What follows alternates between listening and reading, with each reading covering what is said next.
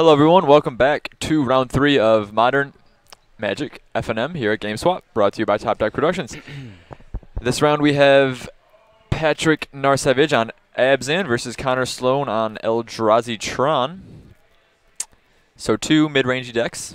Yeah, this should be pretty fun to watch. If this were Abzan versus regular Tron, this would probably not be fun to watch because regular Tron just goes right over regular Abzan. And Sure. Abzan, even like Jund sometimes has the aggressive tools to go on the offensive against Abzan, especially if they're on the play.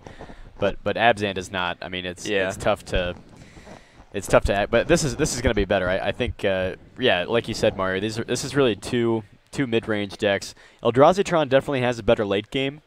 But it depends, because Liliana of the Veil is a pretty sweet late game too. So I'm excited to watch this match. Yep, should be a good one.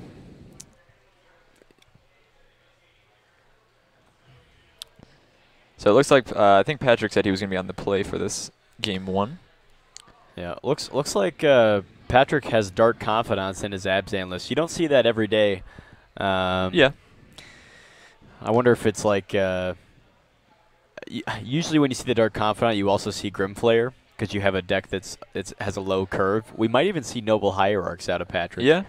If Patrick is on a Noble Hierarch kind of Abzan deck, that maybe even has Siege Rhino, this deck can go on the offensive pretty well. Siege Rhino's pretty aggressive. Turn 3 Siege Rhino off of Hierarch, stable to a Lightning Helix is not bad. So both players are mulliganing to 6 here. Connor only had 1 land. I'm not sure why Patrick didn't like his hand, but he didn't. I saw maybe he had too many lands there. Yeah, my guess is that Abzan mulligan's better than this Eldrazi deck. What do you think? Probably. I mean, the Eldrazi deck can always mulligan into like Eldrazi Temple and anything else, and that's a pretty good mulligan. But sure, I just feel like the Eldrazi players' lands, you need Eldrazi Temple and something, right? I mean, sure, and having the wrong Tron lands, having like just a map. So like this hand, for example. Yeah, this is a risky hand. It's a 1-lander with Expedition Map and double Mind Stone. Yeah, this is. Okay, scry the land. Keep. I think that was the same. Maybe that was a different Tron piece. Well, so that's actually pretty. So Connor could actually have turn 3 Tron here. Yeah. Well, yeah. He can go definitely 1. can. Yeah. You can get each piece, or he has 2, and then you get the 3rd with the. So that's pretty busted. But these Eldrazi Tron decks, turn 3 Tron doesn't mean as much as a regular Tron deck because you're almost certainly not going to have the Worm Coil or the Karn Liberated just straight away. Right. It's not just game ending. Yeah. You're probably just we might just see him like play a Matter Reshaper or something. Well, with his hand currently, he can play Matter Reshaper and Thought Knot. With Tron. Does he have a Thought Knot in hand? Yeah, he does. His hand is double Mind Stone, the other Tron piece, Matter Reshaper, Thought Knot. Yeah, that's a risky keep, but he lucked out with the scry to the top. Yeah, frickin' Tron land on top. So let's see what Patrick can do to fight this. He's gonna go with Ooh. Now punished. that is a heads-up play. Oh, punished. Connor is still going to be able to develop with these Mind Stones, but obviously that's a huge setback. Oh yeah, Connor's not doing any. I mean, he can't even cast this. He can't cast the. He can cast the Matter Reshaper, but he can't cast the Thought. Follow it up here. with the Lingering Souls. All right, looks good. God, Ooh, that was good play by Patrick. I don't think everybody would have made that play. Yeah. And obviously we have the information, so we know it's a good play. But right. I mean, in the dark. dark. I think Patrick would not have done that if his opponent was on a mole 2. Well, or if his opponent was not on a mole. Sure. He may have thought, too, that Connor scried the Expedition Map to the top, because he saw that Connor scried at the top there. Right, so, right. That was his whole game plan, was to set up Tron. So, yeah. Additionally, it's not like you have a lot of good Abrupt Decay targets in this match. You don't really want to Abrupt Decay Matter Reshaper. That's just bad. Right. So maybe that's another reason. So we're going to Inquisition here. It can take Ballista, Mind Stone, or Dismember. Probably going to take Ballista. Although maybe Patrick is a big threat, so he wants to get rid of this Dismember. Just taking the Mind Stone. All right, depriving him of mana. Yeah, I mean, a little. See, it seems risky if Connor just top decks a land, right. But Flashback Souls. Connor top decks the 3rd Tron piece. Did he? Oh my goodness. Oh my god. Ballista X4. Oh no. Oh, that's the same one. So yeah, that's a duplicate. Okay, that was the other mine or whatever it is. Okay, that was that. Why, yeah, so why wouldn't Connor just play a Ballista? Ballista X2. I don't know. Play it X2, blow up one spirit, hold it on one. Sure. I don't know. Yeah, this hand looks pretty good from Patrick. He's going to take the Lingering Souls. That's a good way to get rid of both halves of that, exiling or Thought Knot. Sure, but Patrick could just Maelstrom Pulse the Thought Knot away, yeah. Thought Knot. So I don't know.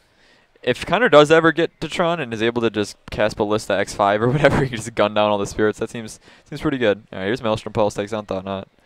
Draw a card. Don't you just take the Maelstrom Pulse there? I mean, Patrick couldn't even cast the Siege Rhino. You have knowledge of his hand. Patrick can't cast the Siege Rhino.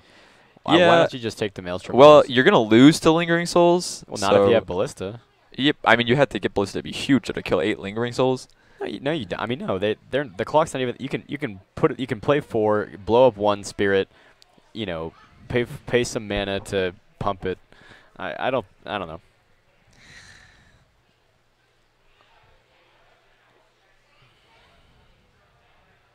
It's the Blooming Marsh. It's not going to let him cast Siege Rhino just yet. And Connor does have a Dismember for any potential Siege Rhinos. All right, down goes 2 Lingering Souls. And here is another Lingering Souls. So why would Connor use both counters on Eldrazi or on Walking Ballista? Why not just use one and try to pump? Yeah, well, that would have been real good here if he... Yeah, big misplay by Connor. There's no reason to kill 2 souls there. It saves you 1 damage, and you could have been saving yourself a bunch of damage by just pumping this Ballista. Chalice X4.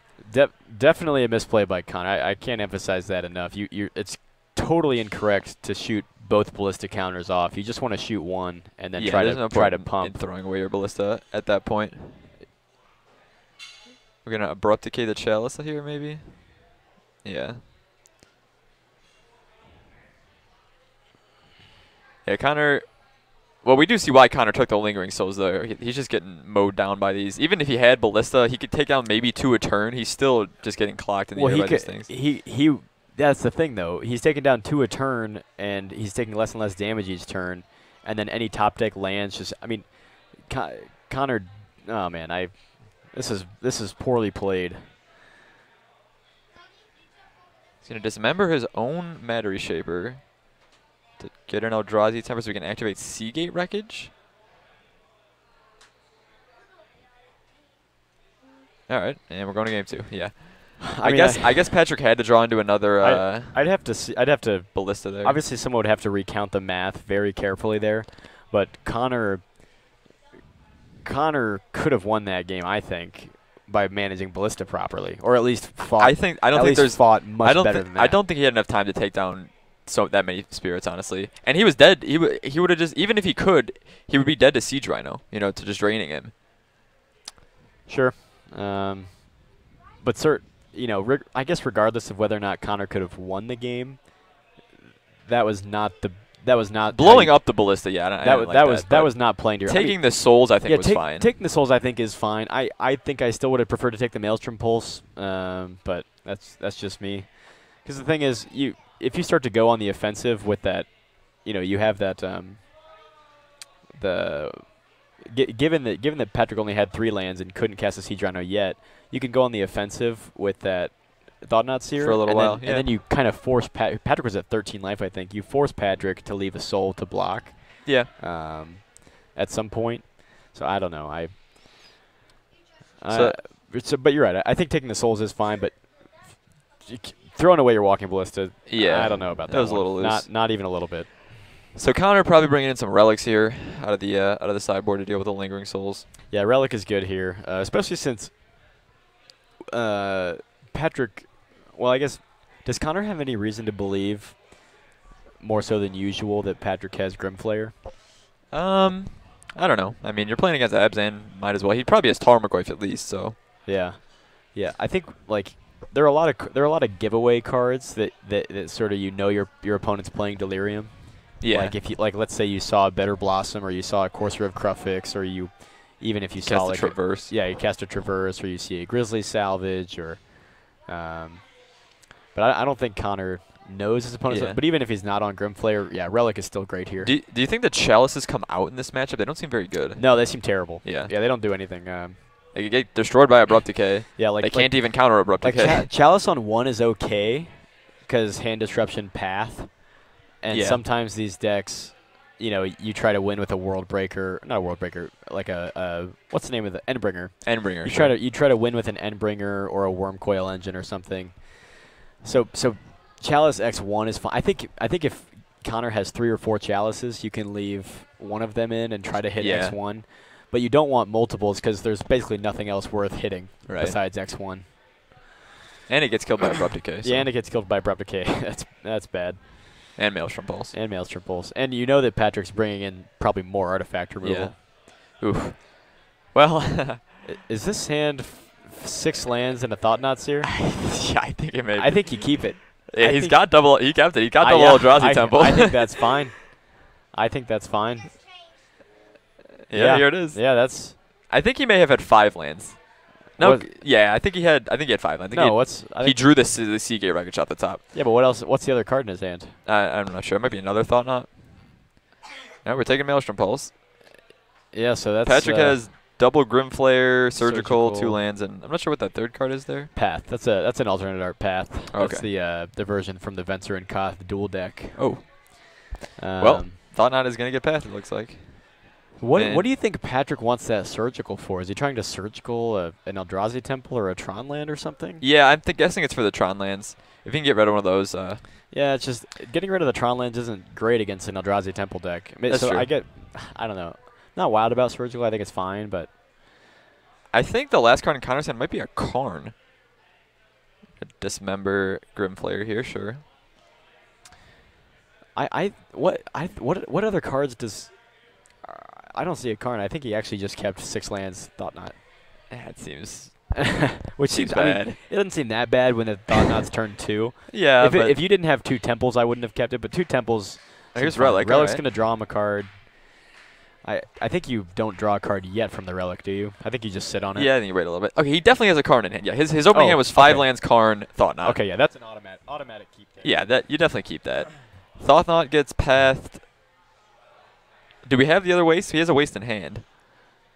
He might. Okay. Yeah, we got the second waste. Okay. So this doesn't quite let him cast Karn next turn. Wait, 1, 2, 1, 2. Unless he has 3, the rest 4, of the 5. Yeah, unless he Tron. has the other Tron land. So Patrick is out with a 1 threat, and he has a pretty threat-heavy hand for his side. He's got more Grimflayers. He's got a Lingering Souls. He's got more removal. Well, doing what Abzan does. I say you throw out the Souls because that's really hard for a card like Karn to beat. Yeah. I wonder if you aggressively crack the Relic if Patrick just to try turns to on Delirium. Yeah. I don't think you care about him having a 4/4 versus a 2/2. I think you care about him dropping a Tarmogoyf or something. Yeah, Tarmogoyf would be not great here. We do have the other Grimflayer. So now we got 2 Grimflayers, and here's Bob. All right. Okay, I like Bob. So yeah, now we just need to draw some stuff. We just need more action on Connor's end. Oh, he's just gonna. Huh. So one thing I'm going to say to Patrick here is I don't love players that do this with their Graveyard Exile pile. I do that. What he's doing right now. Put it sideways underneath, yeah. So that's okay if you put it sideways underneath, but if you're going to have them be touching, it needs to be preeminently clear. Okay. And this is not clear. I mean, this is... I guess the one card's kind of crooked, sure. This is the sloppiest thing I've ever seen. And a lot of players do this, and I think it's really not the right thing to do. I think it's you know, I'm not saying Patrick's being scummy about it, but it's a little unclear. It's an avenue to become scummy. It could just be unintentional, but there's just no reason to be doing that. I mean, if you're gonna have the piles touching, I'm sure it's just complacent. I doubt he purposely means to keep them that similar. Sure. But it's also tough to define that line sometimes, especially as a judge. You know, I think you know a judge can't. You know, they don't know every player at a tournament, and they have to decide is this player being a scum? Is this unintentional? You know, and frankly, those two are indiscernible. So, Patrick Connor dismembered Bob there. And he's getting whacked by Grim Flares down to 6. Karn might not be enough here. And that's not I'm not want to say that, but yeah, Karn is usually enough, but yeah, you're right. So if he exiles 1 Grim Flare, because of the shambling vents, yeah, this is tough for Connor to deal with. He kind of needs an all is dust here. And even that, I mean, yeah, the shambling vent and now lingering souls. Yeah, Connor needs like Tron land into Ugin or something. Yeah, if he draws Ugin off the top, or if he draws an all is dust. Yeah, all his dust would be good. Can't we have cracked a relic? Yeah, he's still dead. He's dead. Yeah, he's just dead.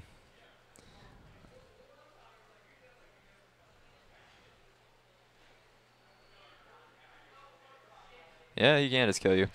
That is wow, powerful showing from Abzan there. Yeah. Yeah. Tron just didn't have the tools to deal with what he was doing. I mean, even through double dismember, didn't do enough. If we assume Connor's hand was 5 lands, Thought Not Karn, which it was. Karn, I think that's a fine keep. Yeah, especially Thought Not on turn 2. Yeah. He did draw some awkward stuff. He drew Relic, which didn't really do much. He drew more lands, obviously didn't need those, and then he drew double dismember. He didn't really draw any aggressive things. But the lands in his opening hand did not include Tron, right? I think he had 2 pieces. Right. So I think it was double temple, 2 pieces wastes. Yeah. I think that's a keepable hand if your payoff card instead of Karn was an Eldrazi because you had double temple. Like if his hand was like I don't know. Well, I guess Ulamog's not even any easier to cast either. I don't know if he has that big either. You know what I would have liked out of this deck was a Warping Whale. Oh, Warping Whale, great card. It exiles Bob and it counters Lingering Souls. Yep. And it counters Maelstrom Pulse. Yeah, but it counters Lingering Souls and puts it in their graveyard. Yeah, but I mean, you might as well. You might as well. Yeah, it does. Wait, it kills Bob? Yeah, it can exile a creature with toughness 1 or... Oh, is it toughness? Yeah, Jeez. power or toughness. Oh, power or toughness. Yeah. So you can even exile a spirit. How about that? I was thinking it was just power, but yeah. No, Warping Whale would be pretty good here. All right, so with this much time left, I think we're gonna try to find another another game for the rest of this round. Guys, here, give us. So we'll be back in a few minutes with another game. Stay tuned. Thanks.